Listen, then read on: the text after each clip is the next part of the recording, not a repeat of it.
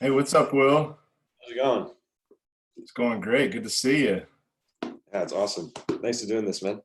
Oh, you bet. Try to get a couple things loaded here. Perfect.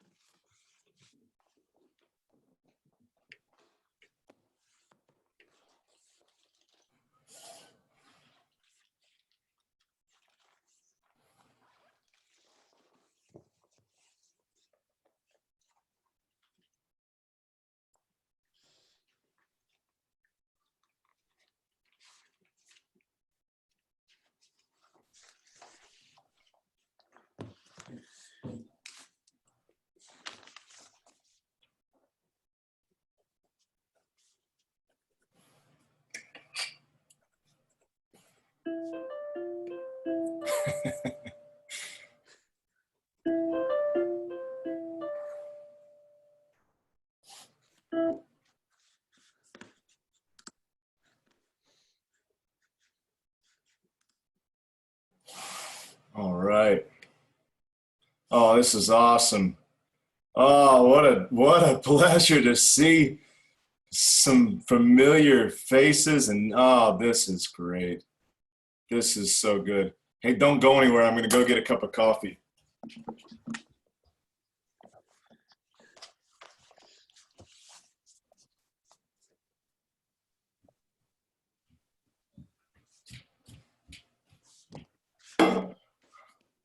All right, man. This whole Zoom thing changes every time I come up here, so I may have to take a few seconds to load everybody that's in the waiting room, but we'll get started in just a second. Daniel, great to see you, my friend. What's up, buddy? What a pleasure. Hal, great background. Appreciate it.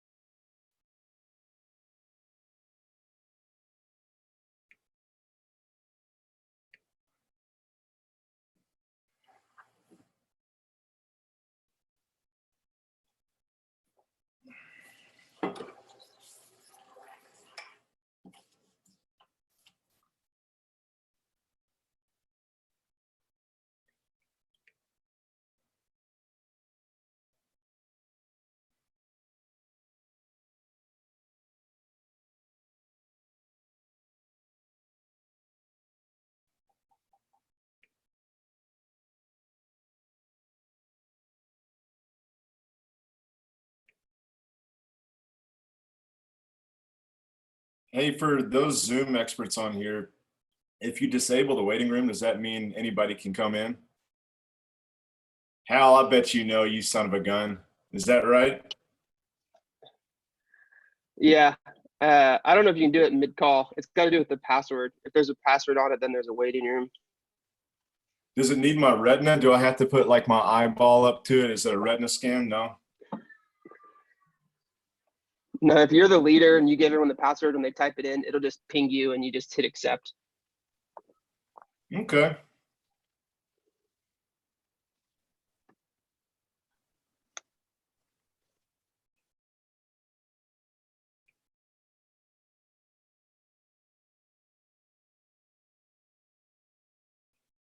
Well, this is being recorded, so, I think that we could probably go ahead and get started. If you guys will just allow me at times to take a little pause to make sure anybody that is locked out can get in. Well, gosh, thank you guys for taking the time to do this. I wanted to, explain, first of all, why we're doing this, maybe why I'm doing this. And then we'll just get into the brass tacks, if you will.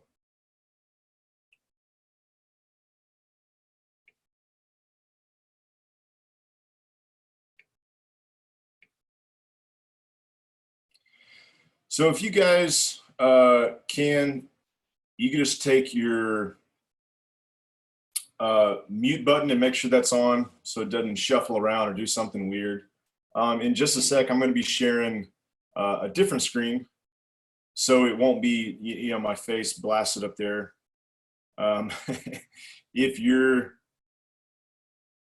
Thanks, Paul. If your face keeps popping up and that's a bummer, you can take the video part off. Like I know Hal's keeps popping up or whatever. This, it's not a perfect system that we have here.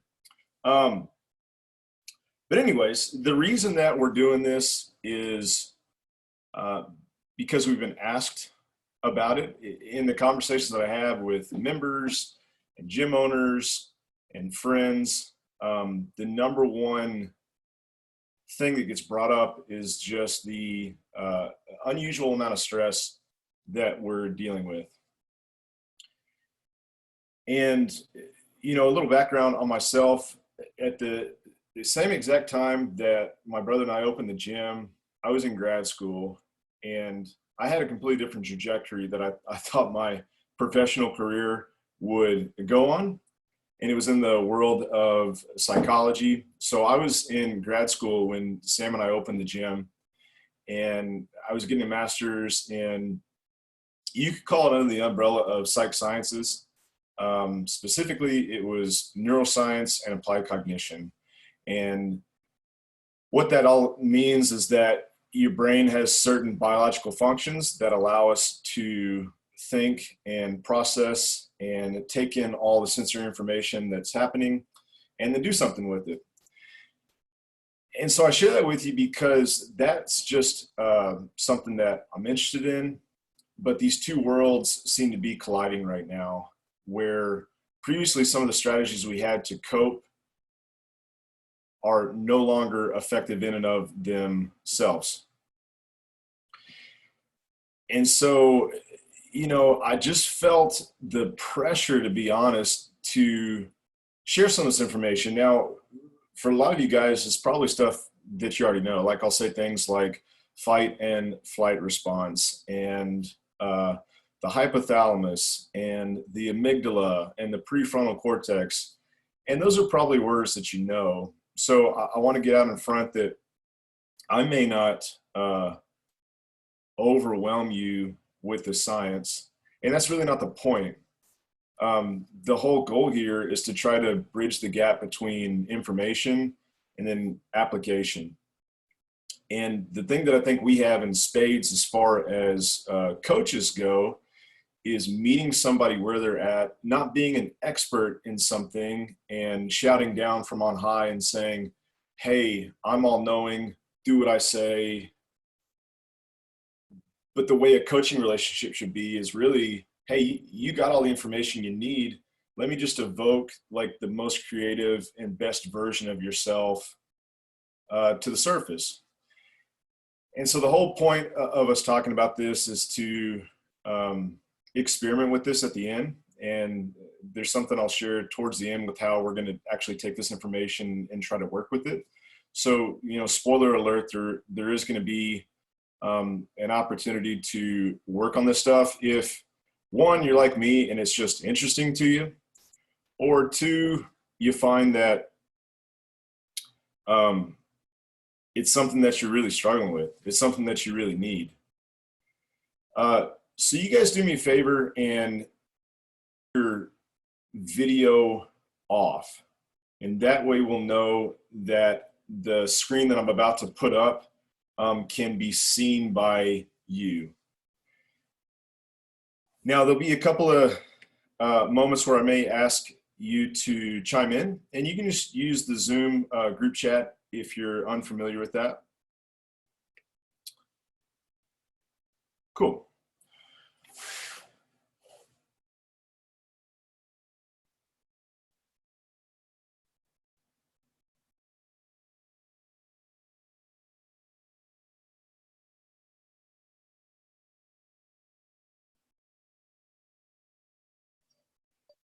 Okay, can everybody see that? You can give like the little, you know, clap or in the chat response, you know, something that lets me know you're good. You can hear me. It's all good. Okay, cool. Thank you, Hal. So these words, you know, are popping up all the time on my social media feed, and I hear them a lot. And mainly it's, you know, surrounding like stress. It's surrounding this big word that we seem to all be experiencing. But I wanted to introduce the concept of resiliency because there's been a lot of research on that and a lot of good work surrounding like what it is, what it isn't. And so the way that we'll proceed is we'll talk just a little bit about what these things actually are, because they're a little different than maybe the popular conception of them.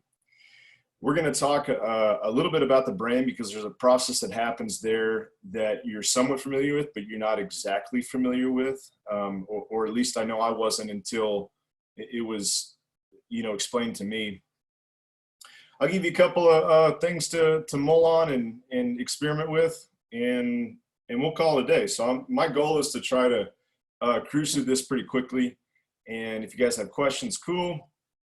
And we'll go from there.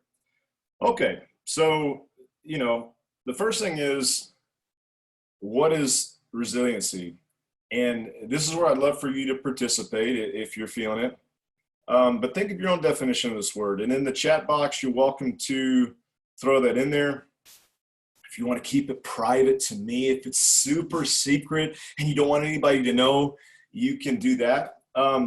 But if you're having a hard time with that word or like a great definition, maybe think of someone who you feel like is the embodiment of resiliency.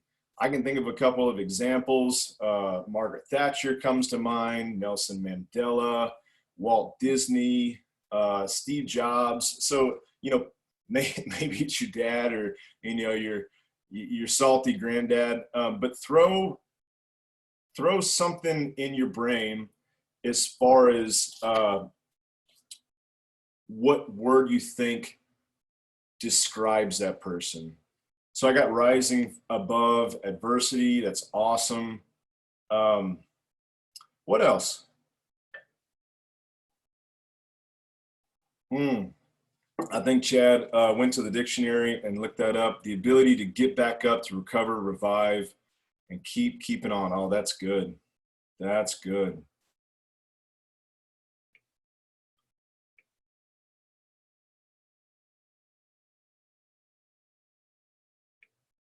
So, you know, oftentimes when we talk about resiliency,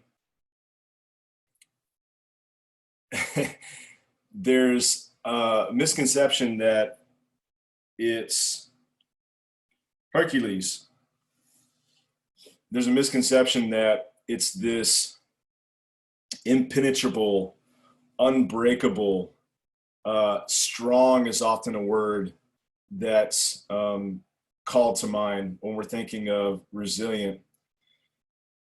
And though there may be some attributes that we could label as strong, I think you guys nailed it. The real definition of resiliency is a little bit more like this picture right here. This is, if you're not a you know, comic book fan, this is Steve Rogers before he took the super soldier serum. And if you remember the story, the reason that they chose him was not because he looked like Hercules to begin with, but because he had these qualities of being able to rebound, right? The famous line is like, hey, I could do this all day, or something to that effect. So I'm always encouraged by that being resilient doesn't mean that I have to be perfect. It doesn't mean that I can't feel things. but it's more or less like the act of rebounding. It's the power to resume the previous structure after compression. Like that's a good dictionary definition. Now, something else that I want to encourage you by, first and foremost, is that there's some debate on like, well, how do you become resilient? Is it something that you're born with? And the good news is that it's what's called a dynamic learning trait, or what's part of like this dynamic learning process. And so that's just a fancy, $10 dinner word to say that it's something that is going to be cultivated throughout our life. And if there isn't something to use in order to cultivate it, like you probably won't be resilient. And so, back in World War II, I think is when the research started with resiliency. And it's because, scholars and psychologists were fascinated that when people were given shit, pardon my French, like it didn't necessarily determine the outcome for that person. There's famous pictures in London of people, walking to work in war-torn downtown scenes, and they seem, relatively happy. So, the thought of resiliency is that you can resume your previous form. But I want to take this one step further, and there's this really cool concept in Japanese art that when something breaks, it doesn't mean that it's ruined. Kintsugi is this art form that when pottery has cracks or something is chipped away, they say, oh, good. It means now I have the ability and the capacity to add something to it to make it even more beautiful than it was before. And so I know this sounds like Pollyanna, but I really think that there's some good that can come out of the shelter in place of the pandemic. And I think we all probably agree it's not initially from the economy or from the microbic agents that surround us, but it's from something internal that has the capacity to evolve and be challenged and to emerge from this like a beautiful butterfly emerging from our cocoon. But the quote that I really like is from Ernest Hemingway book, and I've shared this with some of you guys, is that the world breaks everyone, and afterwards many are strong at the broken places, but those that will not break, it kills. So this just reaffirms the concept that, like, man, if you're going through this thinking like I'm not going to feel anything, this isn't going to break me, like, the world is unbeatable. The world always wins. And so I think our challenge is to be malleable, like you said, to adapt, to roll with the punches, and to not think that we're not going to feel things, but just to appreciate that we're going to feel it. And if you don't remember anything else I said today, you have a choice and an opportunity to respond with how that feeling feels. So, I think we got the point across, but I'm telling myself, like, I'm for sure going to get scuffed up in some way here, but I'll figure out a way to recover. So, probably the big part is this concept of stress. And there's something to be said that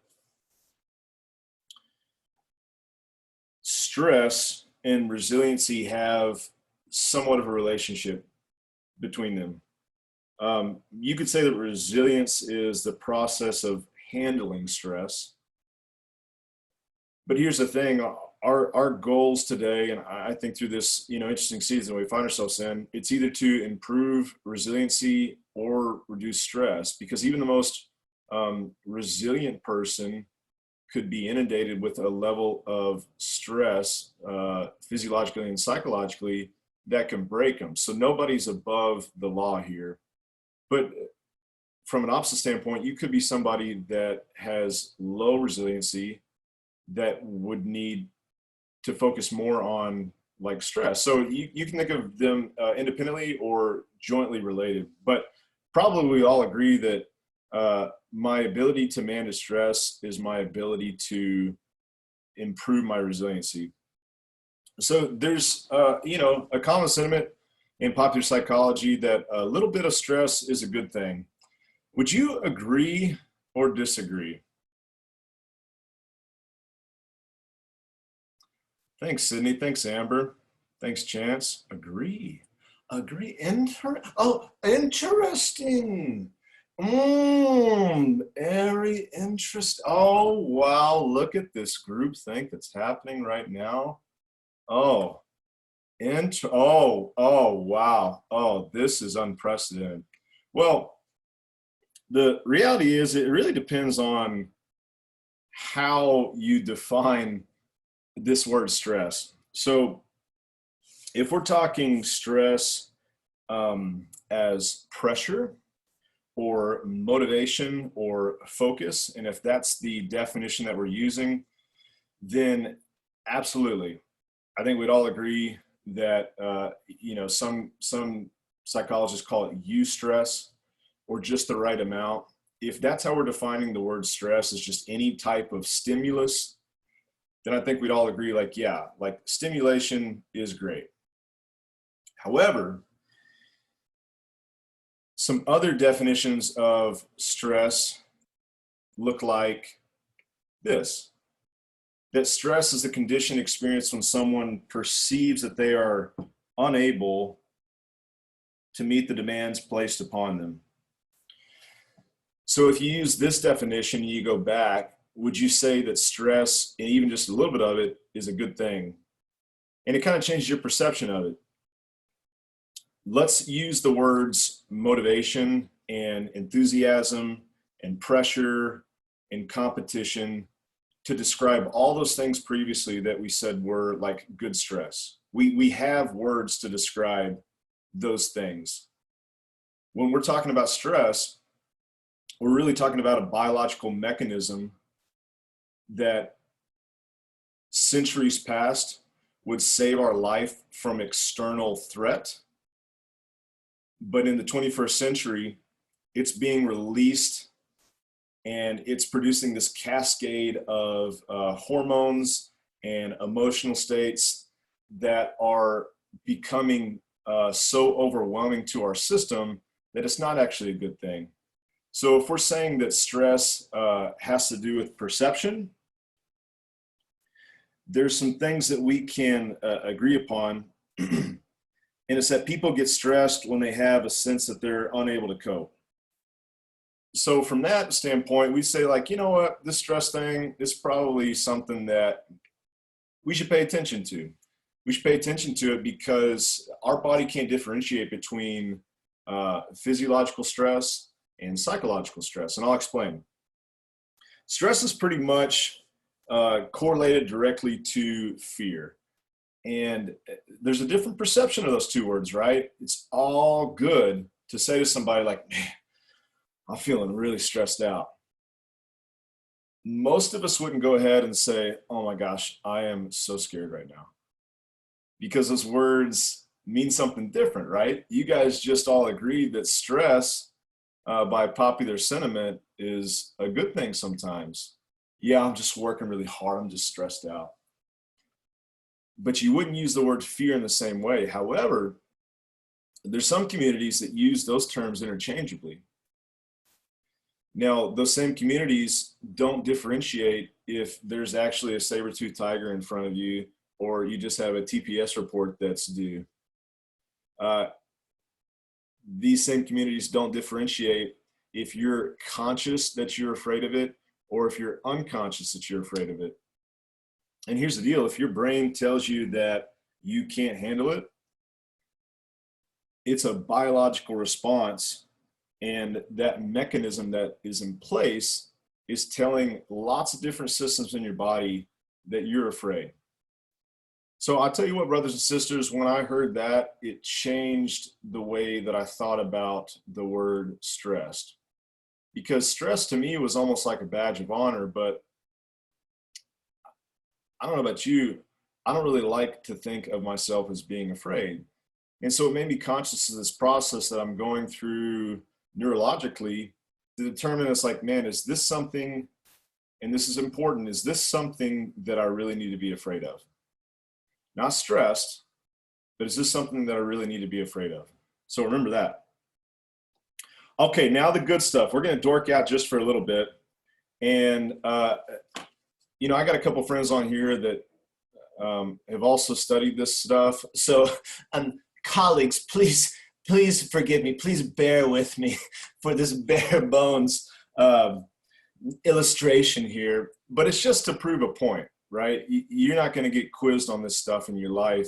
But to understand a basic mechanism, I think, is helpful, because if you can understand it, then you're aware of it. And if you're aware of it, that's probably the next step to taking action with deciding which thoughts are going to allow this mechanism to take place. So we have this thing that's happening here called the brain, and there's a few parts of it that I find pretty interesting. We have this part of the brain that's called the thalamus.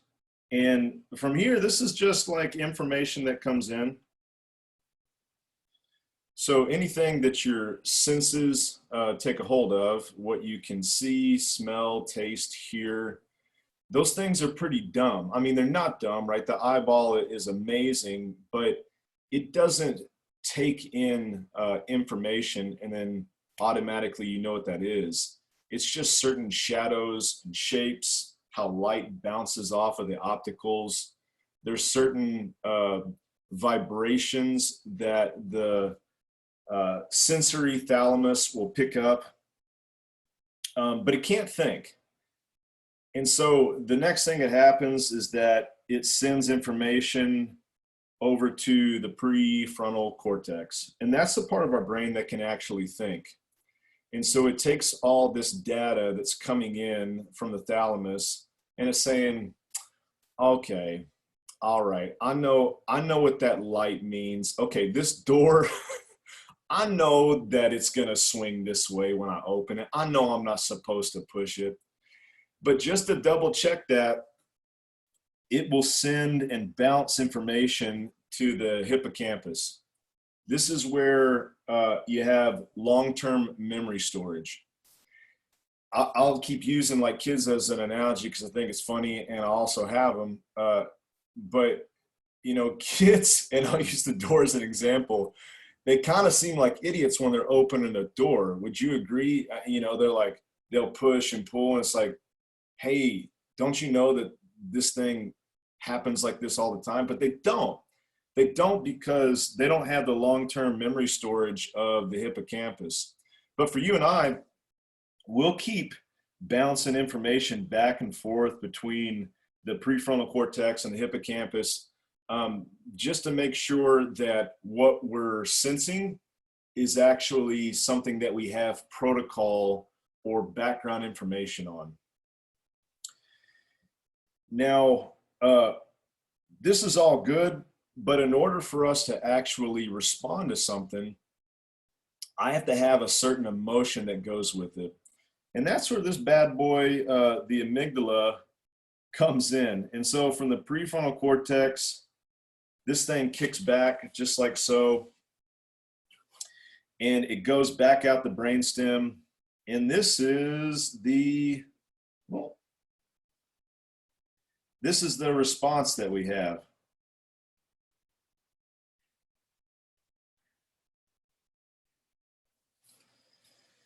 Now, the reason that I'm telling you this is because this is one of the routes, and it's the ideal route when we're processing information. When any type of stimulus comes in, This is ideal, but this is called the long route.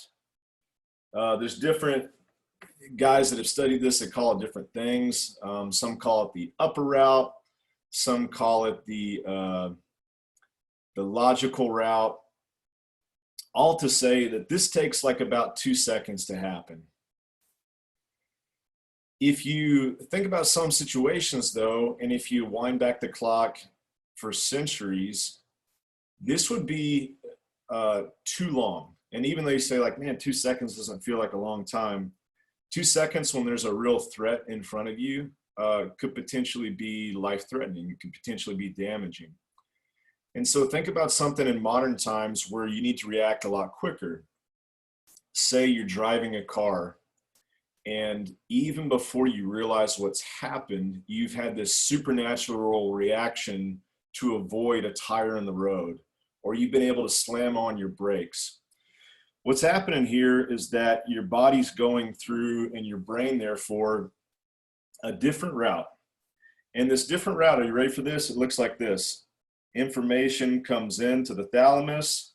It says, let's just go ahead and see what the amygdala thinks we should do. And then it kicks it right back out. This is called the short route.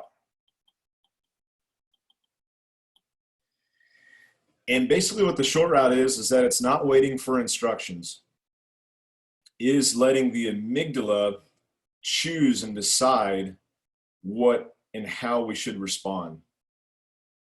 Now, I find this really interesting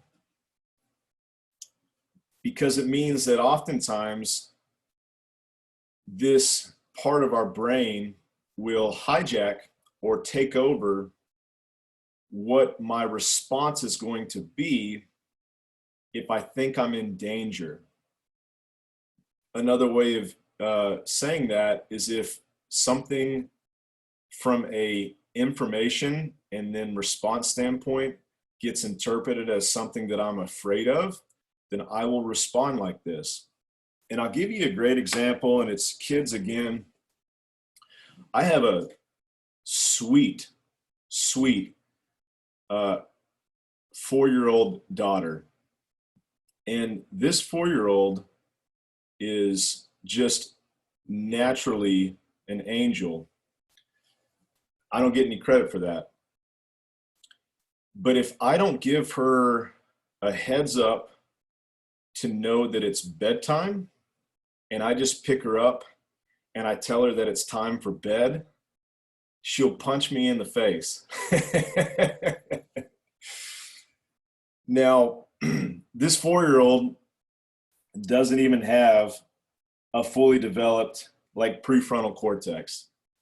However, I've noticed contrary to that if I give her a heads up and I say, hey, Scar, in 10 minutes, like we're gonna head towards the room and we'll brush our teeth, it gives her a moment to include the prefrontal cortex and to think of these other situations that she's had in her short little life where she says, oh, okay, like this isn't a bad thing. This is what I normally do. But in that moment, what's happening is she doesn't think that, I'm going to hurt her, but she's letting the emotional response hijack or take over the logical part of her little brain. And even though she's 4, she's a great representative of all of us, that if I don't think about what the stimulus is that's happening, there's lots of times that I'll respond by letting my emotions dictate the action versus mulling it over and thinking about it. So, something that you should take from this, man, there's a lot of drawings on there. We react based on how we feel. We feel based on this guy right here. And that's good. So a lot of times these mechanisms can be painted as villains, but it's a really good thing that when you see your wife, the amygdala reminds you that you love her. So regardless of all the prefrontal cortex work and the logical part of our brain and the long-term memory stores and how we bounce that back and forth, those guys get painted as the heroes. But if you only had that, you'd just be Spock from Star Trek. You'd be void of emotions. Now, yeah, we want to call upon that for the stuff that, we're going to talk about here, but the amygdala is a great part of our brain as long as it's being used for good instead of evil. So the last thing I'll say before we move on is, the prefrontal cortex is more or less like the software of our brain. It's taken a few thousand years to develop that. And most of us know that if you're under the age of 21, sorry, Will, it means that sucker is like still developing. So it means like you even have more room to grow as far as like the logical center of your brain. But this whole amygdala center, this is what's called like some people call it like the reptilian brain. And all it means is that it's been around a lot longer. So if we're using a computer analogy, you got updated software, but the hardware is still really, really old. And sometimes the hardware can take over from the software in this instance.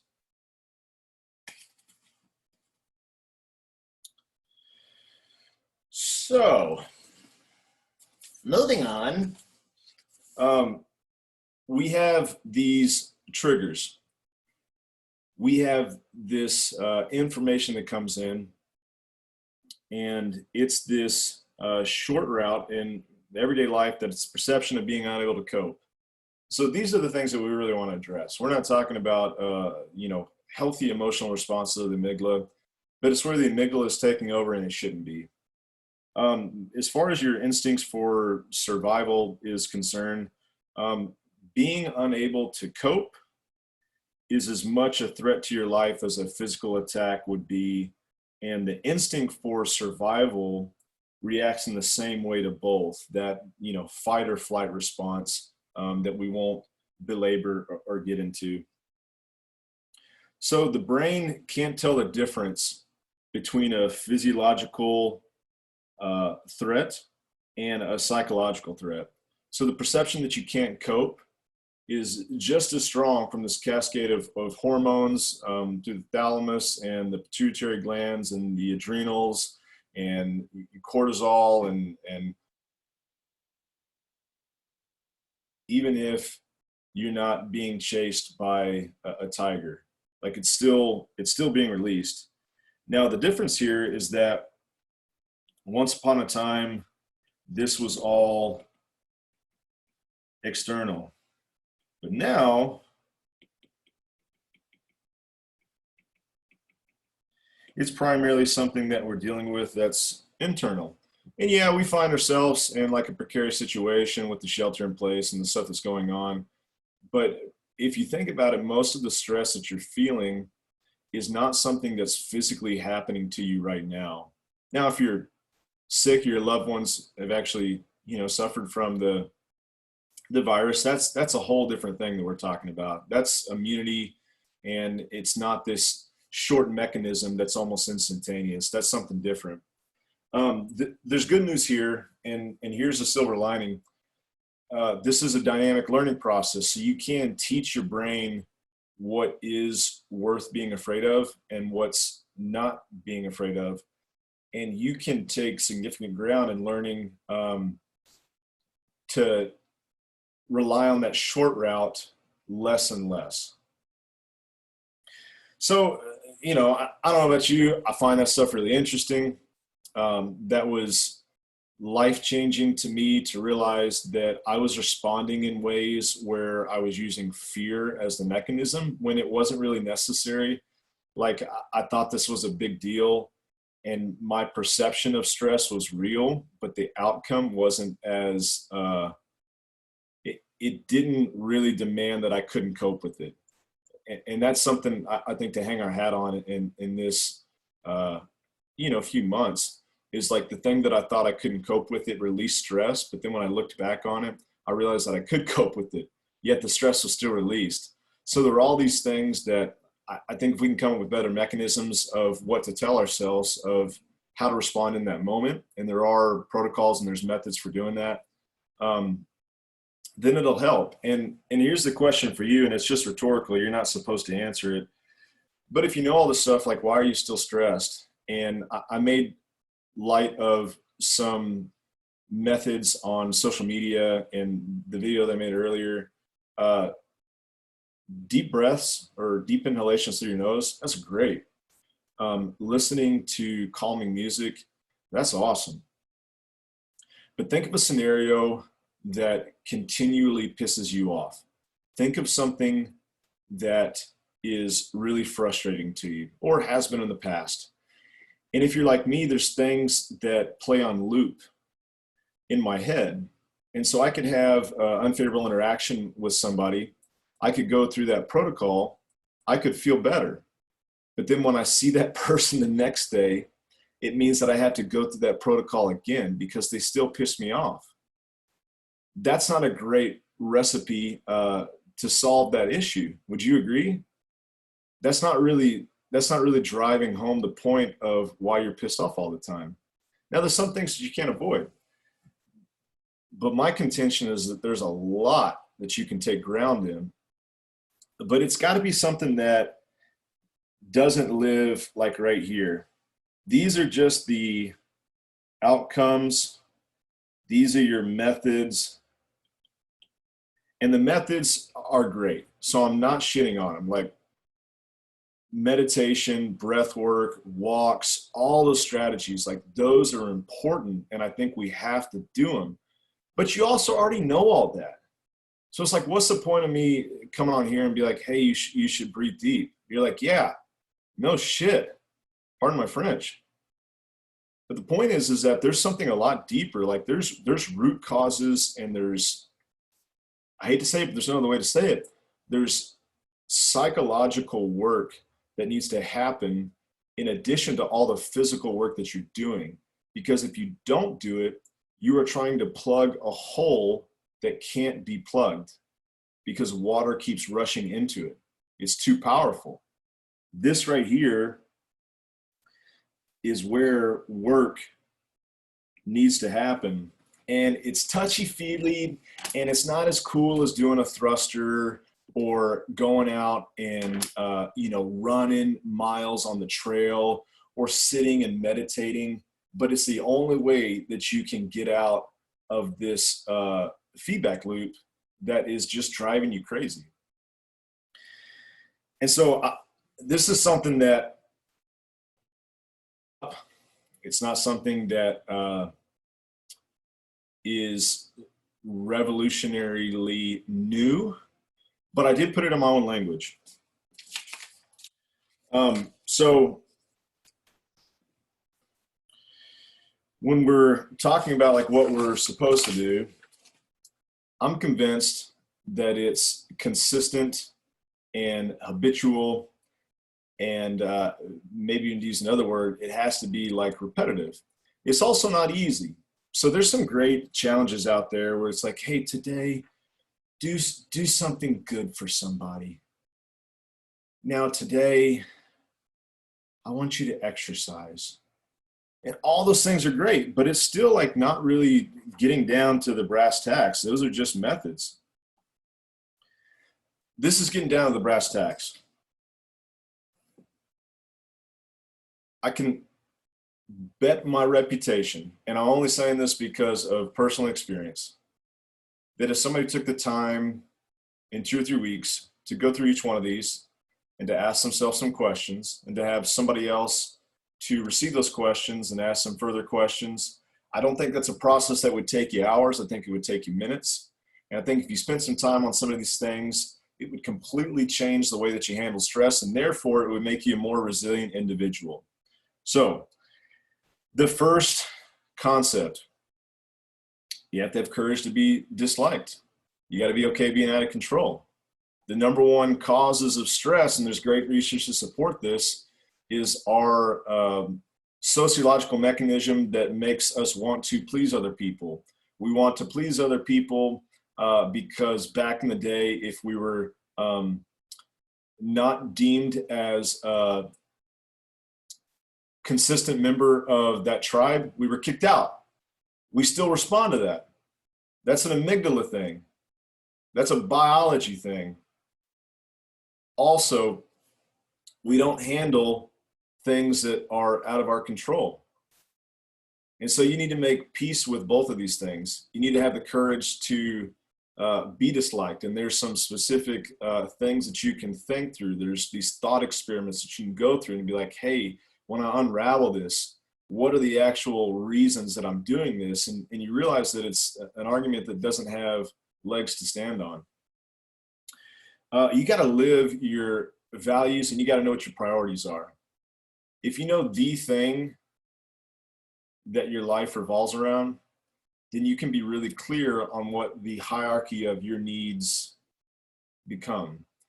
And therefore, when you're looking at stimulus that's coming in, you can determine if that's something that you should respond to in a certain way because it really is important, or if this is something that you actually have the opportunity to bounce off of the prefrontal cortex, kick it back to the hypothalamus or the hippocampus, and then send it to the amygdala.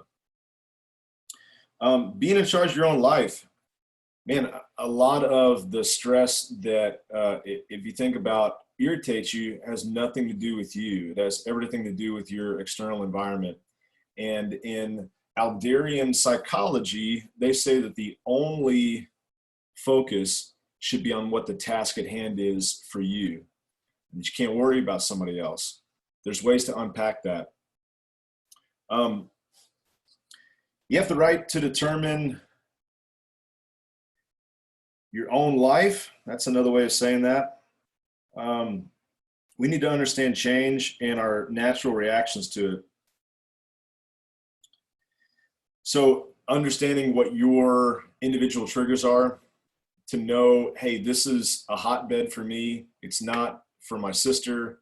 It's not for my brother, but for me. Like, I know that when this thing happens, then the next thing that happens is this, and the next thing that happens is this.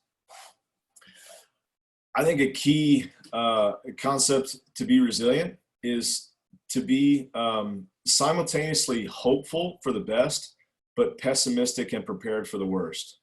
And so it's a philosophical belief that life is really hard at times.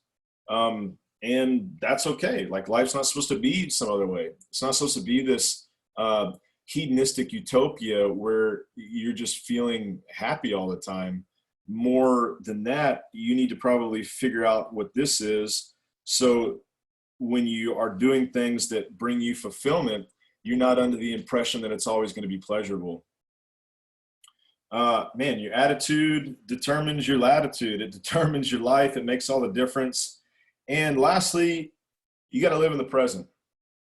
There isn't some thing that's going to happen tomorrow that will trump today. Those things, God, even as I say them, it's like, man, that's so fuzzy.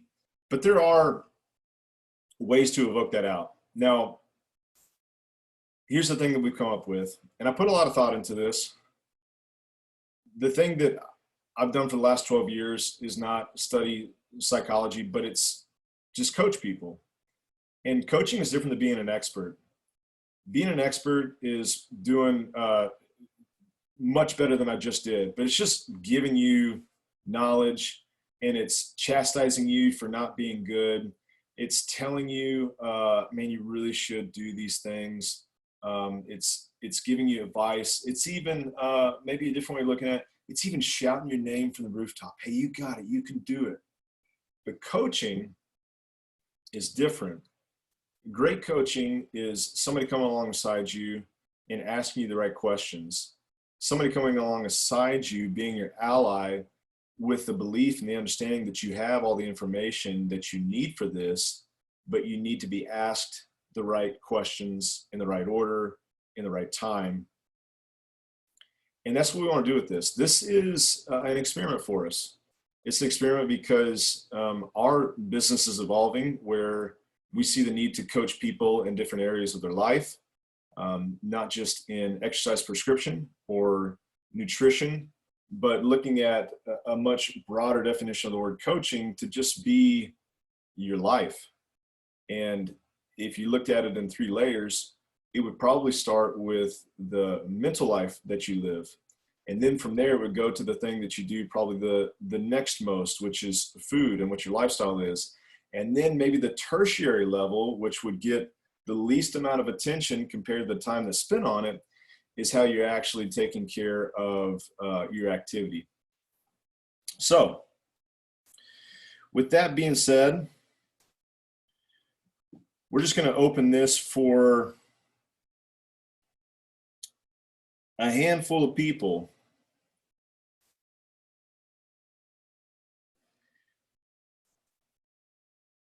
And this is something that we're doing just because, well, because people have asked for it. So here's that little thing again.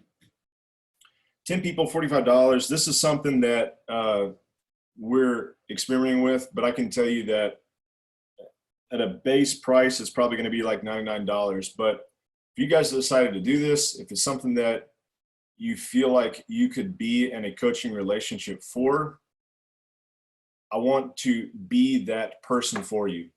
This is not therapy. I'm not a clinical psychologist. We're not going to discover your trauma and the things that happened to you in the past. This is coming up with a plan of action. It's checking in with you daily. It's holding you accountable with these things. And it's taking ground from where you started to where you finished. It's the same protocol as we would if you wanted to lose 10 pounds. It's the same protocol we would if you wanted to drop 10 seconds off your 400. It's just a different subject matter. So we've been using True Coach as an online software since the pandemic, and it's been an incredible blessing because it gives us the technology and the leverage to interact with people on a daily basis. I'm already pretty busy with the stuff that we're doing, so I can't do this for as many people as I would like to, or honestly, as many people have requested that we introduce some type of coaching service that has more to do with mental fitness than it does physical fitness. But if this is something that you want, it's something that I feel called to help with. So it is an experiment, but I feel like it's my duty. And then from there, like when we get off of here, I'll send you guys an email just so you can have my contact information. If there's questions about this, we can nail them right now. Not that I'm an expert at this stuff. Just, many moons ago, I studied it and I like it. And if there is a way that we can help you, if that's just a conversation, if it's pointing you towards some of the references that I spoke about, it's like, hey, that was interesting. I actually want to learn more about triggers, or the amygdala hijack, you say. Where might I find more information on that? I'll send you some stuff that you can dig into. And then lastly, it's going to be a 3-week experiment. So the $45 is for 3 weeks. This isn't going to be an ongoing thing. It's not recurring. It's not like anything else. This is like a one-time experiment. And yeah, if that's something that blows your skirt up, then I'd love to help. If it's not, then it's all good. That's it. I went a little longer than I thought, but God, I hope that information was valuable to you. If you guys have questions, I'll stick on a few minutes. For the rest of you dirtbags, have a wonderful day. For those of you that are joining us from out of town, what a pleasure, what a treat. Thank you so much for being on here. I'm seeing names like Kristen. Thank you so much for joining us. I got a couple cousins on here. Thank you guys so much for taking the time. If you got questions, let me know. Otherwise, good luck on the other 12 Zoom calls that you have today.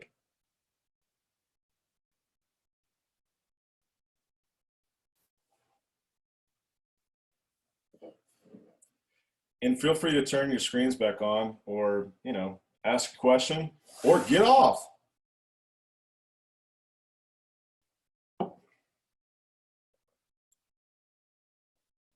Pleasure. Pleasure.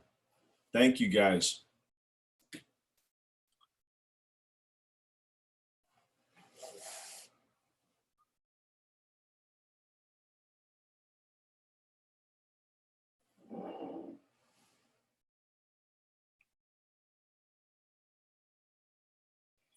Pleasure, Will. Kendall, yes.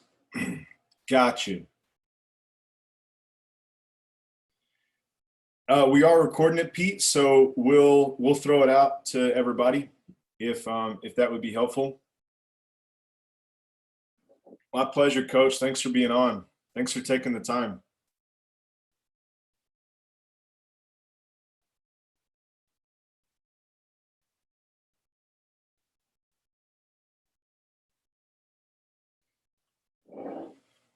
Thank you, Daniel. Thank you for being here. Really cool.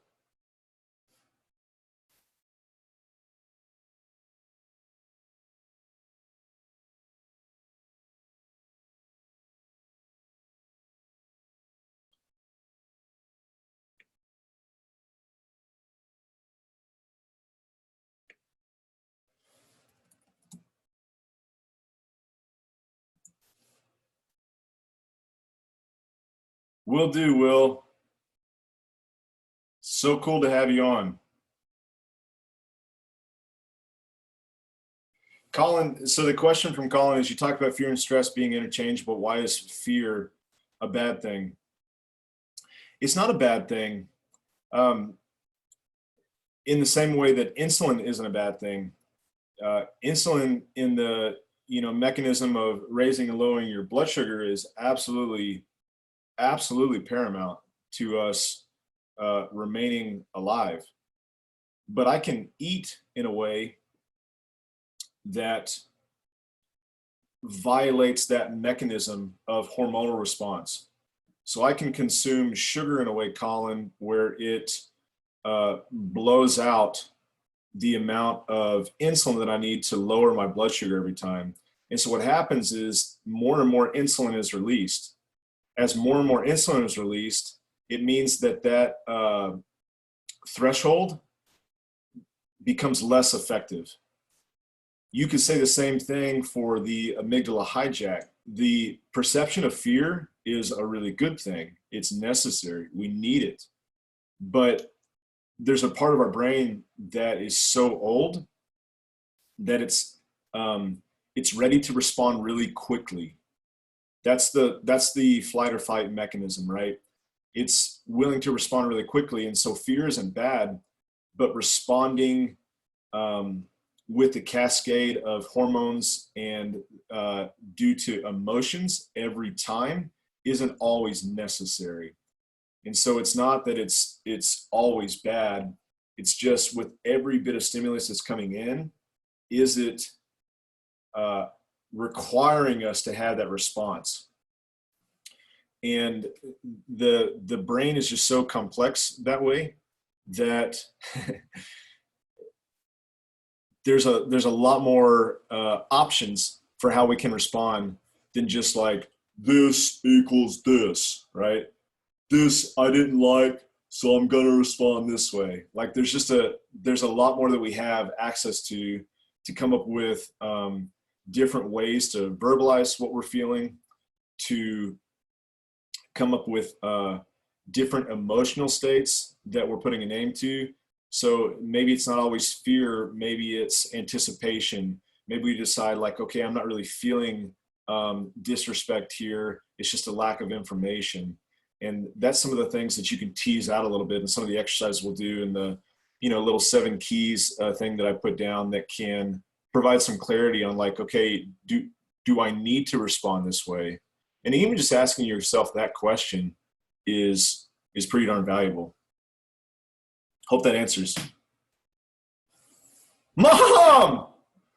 Man, thanks for being on here.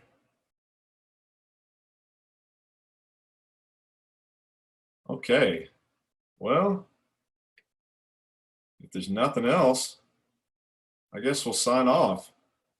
Have a great day, everybody.